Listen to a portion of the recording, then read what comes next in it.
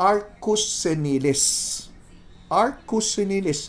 Yung salitang arcus galing sa salitang arc. Arc.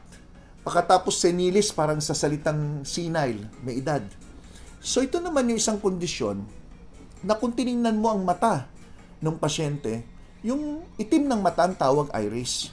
Yung palibot ng mata niya doon sa itim, makikita mo para may singsing na kulay puti o kaya gray, light gray.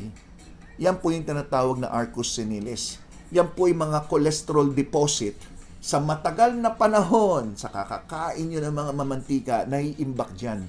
Minsan, half moon lang yan. Kung nag-uumpisa pa lang, kung ito yung mata na itim, no? Makikita mo, nakaganon lang yung parang singsing.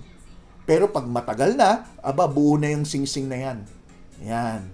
So, arcus senilis. Huwag kayong magalala, hindi naman nakakabulag yan. Pero, kumakapal ng kumakapal, may mga pasyente